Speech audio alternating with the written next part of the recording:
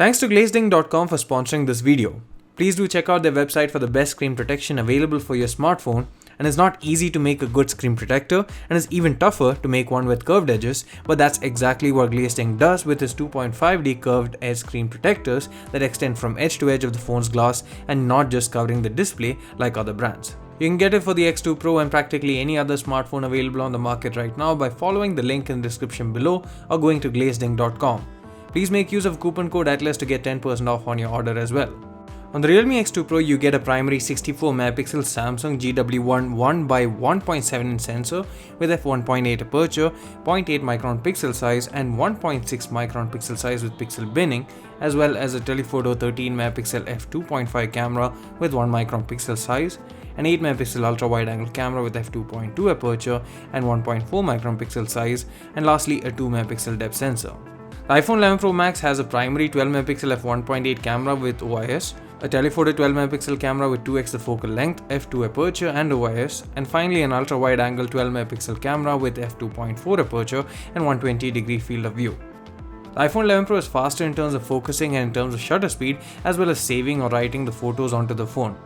The dynamic range is also better on the iPhone 11 Pro Max, and so are the colors, while the X2 Pro tends to oversaturate and also be more contrasty. The greens in particular look more yellowish on the X2 Pro photos, while they look more natural on the 11 Pro Max. The 11 Pro Max photos have lesser noise and are overall cleaner than the X2 Pro, which does show noise in the shadows even in well-lit conditions. In terms of pure detail, the X2 Pro does have an upper hand as you can zoom in quite a bit and still retain good sharpness. The iPhone does very well for a 12MP phone as well, but the benefits of pixel binning and all that resolution does clearly show here. Coming to low-light images, the iPhone 11 Pro Max is a huge step forward for Apple and is right now one of the best night modes on the market. The 11 Pro Max shots have much lower noise, better details, colors, and are more steady compared to the X2 Pro shots. All those are attributes that you would look for in a good low-light performer. The benefit of OIS is shown here as the image on the X2 Pro shows shakes despite having a faster shutter speed than the 11 Pro Max photo. Since they can't go too slow on the exposure, they also had to bump up the ISO on the X2 Pro, hence the higher noise levels as well. In terms of portrait mode, the 11 Pro Max, as you can see, straight away gets the colors right, while the X2 Pro changes the tones.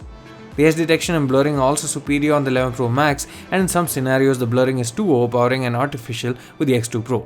Both the ultra-wide-angle cameras are able to capture dramatic angles that definitely elevate certain scenes when it comes to the composition, and the 11 Pro Max has a wider field of view, better dynamic range as well as less distortion at the edges and overall better sharpness.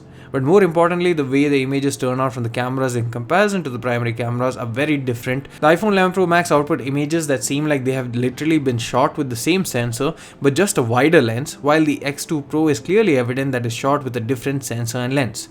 In low light conditions, the ultra-wide angle cameras on both aren't very good.